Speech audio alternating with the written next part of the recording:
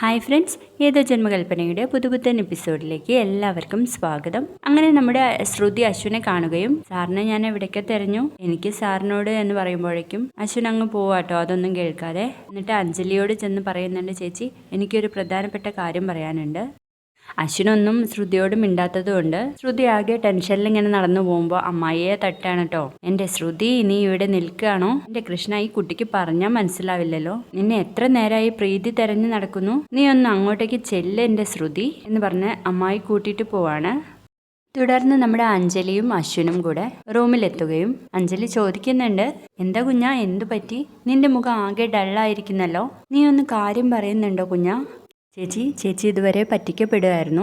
ചേച്ചി മാത്രമല്ല, ഞാനും ചേച്ചിയുടെ ഭർത്താവ് നമ്മളെ ചതിക്കായിരുന്നു, അതിന് ശ്രുതിയും കൂടെ കൂട്ടുനിന്നു എന്ന് പറയുമ്പോഴേക്കും അഞ്ജലി തല ചുറ്റി വീഴുന്നുണ്ട് കേട്ടോ ബെഡിലോട്ട്. ഇതൊന്നും നമ്മുടെ അശ്വിൻ കാണുന്നില്ലേ, എപ്പോഴും ഇങ്ങനെ പറഞ്ഞുകൊണ്ടിരിക്കുകയാണ്. അവ തിരിഞ്ഞു നോക്കുമ്പോൾ അഞ്ജലി ബെഡിലേക്ക് വീണ് കിടക്കുന്നതാണ് കാണുന്നത്. ചേച്ചിക്ക് എന്ത് പറ്റി എന്ന് പറഞ്ഞ് വെള്ളം എടുത്ത് തളിക്കുമ്പോൾ അഞ്ജലിക്ക് റെഡി ആവാണേ. അതിനുശേഷം ശ്യാമാണെങ്കിൽ അശ്വിൻ അഞ്ജലിയോട് കാര്യങ്ങളൊക്കെ പറയുമെന്ന് പറഞ്ഞത് സത്യമായിരിക്കോ, അത് വെറുതെ എന്നെ ഭീഷണിപ്പെടുത്താൻ വേണ്ടി പറഞ്ഞതായിരിക്കോ? ഏതായാലും അഞ്ജലി ഇതൊന്നും അറിയാൻ പാടില്ല, അതിനൊരു അവസരം ഉണ്ടാക്കി കൊടുക്കരുത്. അവൾ ഇതറിഞ്ഞാൽ കാര്യങ്ങളൊക്കെ കൈവിട്ടു പോകും. അശ്വിൻ വെറുതെ എന്നെ ഭീഷണിപ്പെടുത്താൻ പറഞ്ഞതായിരിക്കും, അവനറിയാം അവന്റെ പെങ്ങൾ നെഞ്ചു പൊട്ടി മരിക്കുമെന്ന് എന്നൊക്കെ ഇങ്ങനെ പറഞ്ഞ് നിൽക്കുന്ന സമയത്ത് നമ്മുടെ മോഹനങ്കൾ വരികയാണേ. എന്താ ശ്യാമോനെ ഇവിടെ നിൽക്കുന്നത്? എന്താ മുഖം വല്ലാതെ? ഒന്നുമില്ല അങ്കിളെ, അഞ്ജലിയെ കണ്ടായിരുന്നോ? അഞ്ജലിയെ കാണായിട്ടുള്ള വിഷമാണോ? ഒന്നും പറയണ്ട അങ്കിളെ, കല്യാണം കഴിഞ്ഞിട്ട് ഇത്രയൊക്കെ വർഷമായാലും എനിക്ക് അവളെ കാണാതിരുന്നാൽ എന്തോ പോലെയാ. അഞ്ജലി കുറച്ച് നേരത്തെ അശ്വിന്റെ കൂടെ ഉണ്ടായിരുന്നു, അശ്വിന്റെ കൂടെ തന്നെ ഉണ്ടാകും അഞ്ജലി എന്ന് പറയട്ടോ മോഹനങ്കിൾ. വീണ്ടും നമ്മുടെ അശ്വിൻ അഞ്ജലിയോട് ആ സത്യങ്ങൾ പറയാൻ വേണ്ടിയിട്ട് ശ്രമിക്കുന്നുണ്ട്. ചേച്ചിയോട് എനിക്ക് പ്രധാനപ്പെട്ട ഒരു കാര്യം സംസാരിക്കാനുണ്ടായിരുന്നു. എന്താ കുഞ്ഞാ, എന്താണെങ്കിലും നീ എന്നോട് പറഞ്ഞോ എന്ന് പറഞ്ഞുകൊണ്ടിരിക്കുമ്പോൾ രാമേട്ടൻ അങ്ങോട്ട് വന്നിട്ട് ഒരു റിസൾട്ട് കൊടുക്കുന്നുണ്ട്. അഞ്ജലി കുഞ്ഞെ, ഇത് ലാബിൽ നിന്ന് വന്ന റിസൾട്ടാ, കുഞ്ഞിന് തരാൻ വേണ്ടി പറഞ്ഞു എന്ന് പറഞ്ഞ് കൊടുത്തിട്ട് പോകുന്നുണ്ട്. നിനക്ക് എന്താ പറയാനുള്ളതെന്ന് പറഞ്ഞോളൂ. ചേച്ചി, ഇത് എന്തിന്റെ റിസൾട്ടാ? എന്താ എന്നോട് പറയാത്തെ? ഇത് എപ്പോ പോയി ചെക്കപ്പ് ചെയ്തു? അതൊന്നുമില്ല കുഞ്ഞാ, അത് പതിവ് ചെക്കപ്പ് തന്നെ, അതിന്റെ റിസൾട്ട് ആയിട്ടുണ്ടെന്ന് പറഞ്ഞിട്ട് വിളിച്ചിട്ടുണ്ടായിരുന്നു. ചേച്ചി ടെസ്റ്റിൽ എന്താന്ന് നോക്കൂ. അങ്ങനെ അഞ്ജലി ആ റിസൾട്ട് വായിക്കുമ്പോൾ കരച്ചിലും സന്തോഷവും ഒക്കെ കൂടെ വന്നൊരു ഭാവാണേ. കുഞ്ഞാ, എന്താ ചേച്ചി, എന്താ റിസൾട്ടിലുള്ളത്? കുഞ്ഞാ, നീ ഒരു അമ്മാവനാവാൻ പോകുന്നു. അപ്പൊ പെട്ടെന്ന് അങ്ങോട്ട് ഓടുന്നില്ല കേട്ടോ നമ്മുടെ അശ്വിന്. കുഞ്ഞാ, ഞാൻ പ്രഗ്നന്റ് ആടാ എന്ന് പറയുമ്പോഴേക്കും നമ്മുടെ അശ്വിൻ അങ്ങ് ഞെട്ടിപ്പോവാണേ. അഞ്ജലി ആണെങ്കിൽ സകല ദൈവങ്ങളെയും വിളിച്ച് നന്ദി പറയാട്ടോ. ഒടുവിൽ നീ എന്നെ അനുഗ്രഹിച്ചല്ലോ, എത്ര വർഷങ്ങളായി ഞാൻ ഇതിനു വേണ്ടി പ്രാർത്ഥിക്കുന്നു, എന്റെ അപേക്ഷ നീ സ്വീകരിച്ചല്ലോ, ഇനി ഇതിനപ്പുറം എനിക്ക് ഇനി ഒന്നും വേണ്ട എന്ന് പറഞ്ഞ ഭയങ്കര കരച്ചിലാണ്. എന്നിട്ട് നമ്മുടെ അശ്വിനോട് ചോദിക്കുന്നുണ്ട്, കുഞ്ഞാ നീ എന്താ ഒന്നും മിണ്ടാത്തെ എന്ന് പറയുമ്പോഴേക്കും നമ്മുടെ അശ്വിന്റെ കണ്ണിലൊക്കെ വെള്ളം നിറഞ്ഞു നിൽക്കുകയാണേ. ആ സമയത്താണ് നമ്മുടെ ശ്യാമിന്റെ വരവ്.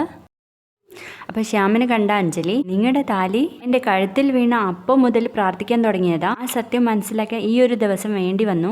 എത്ര വർഷങ്ങളായിട്ട് ഉള്ള എന്റെ പ്രാർത്ഥനയാ ദൈവം കേട്ടതെന്ന് അറിയോ എന്നൊക്കെ ചോദിക്കുമ്പോഴേക്കും നമ്മുടെ ശ്യാം വിചാരിക്കുന്നത് അശ്വിൻ അഞ്ജലിയോട് എല്ലാ കാര്യങ്ങളും പറഞ്ഞു എന്നുള്ളതാണേ. അത് പിന്നെ അഞ്ജലി ഒന്നും പറയണ്ട, എത്ര കാലത്തെ അനുഗ്രഹമാണ് എനിക്ക് കിട്ടിയതെന്നറിയോ? അഞ്ജലി ഒന്നും മിണ്ടണ്ട ശ്യാമേട്ടാ, നിങ്ങളൊരു അച്ഛനാവാൻ പോവുകയാണ്, നമുക്കൊരു കുഞ്ഞുണ്ടാവാൻ പോകുന്നു ശ്യാമേട്ട എന്നൊക്കെ പറയുമ്പോൾ ശ്യാമിന് ഭയങ്കര സന്തോഷാണേ. എന്നിട്ട് അഞ്ജലിയെ കെട്ടിപ്പിടിക്കുന്നൊക്കെ ഉണ്ട്. ആ സന്തോഷത്തിനിടയിൽ നമ്മുടെ ശ്യാം എനിക്കെന്തായാലും ഇരട്ടി സന്തോഷം തന്നെയാണെന്നുള്ള രീതിയിലാണ് കേട്ടോ അശ്വിനെ നോക്കി ചിരിക്കുന്നത്. അശ്വിനാണെങ്കിലോ പല്ലൊക്കെ കടിച്ചമർത്തി കണ്ണിലൊക്കെ വെള്ളം വന്നിട്ടാണ് കേട്ടോ ശ്യാമിനെ തിരികെ നോക്കുന്നത്. എടാ കുഞ്ഞാ, എനിക്ക് സന്തോഷം കൊണ്ട് നിന്നോട് എന്താ പറയേണ്ടതെന്ന് അറിയില്ല മോനെ. എന്റെ ജീവിതത്തിലെ ഏറ്റവും പ്രധാനപ്പെട്ട ദിവസമാണ് ഇന്ന്. എന്നെ ദൈവം കനിഞ്ഞ് അനുഗ്രഹിച്ച ദിവസം. എനിക്ക് ഏറ്റവും പ്രിയപ്പെട്ട 2 പേരോടാ ഈ ഒരു കാര്യം ഞാൻ ഷെയർ ചെയ്യുന്നത്. എന്നെ കൃഷ്ണമണി പോലെ കൊണ്ടു നടക്കുന്ന എന്റെ ഭർത്താവിനോടും ചേച്ചിക്ക് വേണ്ടി ജീവൻ കളയാൻ പോലും തയ്യാറാവുന്ന എന്റെ അനിയനോടും ഇതിൽ പരം എന്ത് സന്തോഷാടാ എനിക്ക് വേണ്ടത് എന്ന് ചോദിക്കുമ്പോഴേക്കും നമ്മുടെ അശ്വിൻ ഒരു കരച്ചിലാണ് കേട്ടോ. എന്താ കുഞ്ഞാ, എന്തിനാ നീ കരയുന്നത്? എനിക്കറിയാം, സന്തോഷം കൊണ്ടാണല്ലേ എന്നൊക്കെ പറയുമ്പോഴേക്കും അശ്വിൻ വല്ലാണ്ട് കരഞ്ഞു പോവാട്ടോ. ആ സമയം നമ്മുടെ ശ്യാമാണെങ്കിൽ വല്ലാത്ത ചിരി ചിരിക്കാട്ടോ. ഒന്നുമില്ല ചേച്ചി, ഒന്നുമില്ല എന്ന് പറഞ്ഞിട്ട് പെട്ടെന്ന് തന്നെ അവിടുന്ന് പോവാണ് അശ്വിൻ. അതിനുശേഷം അശ്വിൻ നമ്മുടെ ശ്രുതിയെ പറ്റി ഓരോ കാര്യങ്ങൾ ഇങ്ങനെ ആലോചിച്ചുകൊണ്ടിരിക്കുകയാണ്. അപ്പൊ നല്ലൊരു പാട്ടൊക്കെ വെച്ചിട്ട് അതൊക്കെ ആ ഓർമ്മയൊക്കെ കാണിക്കുന്നുണ്ട്.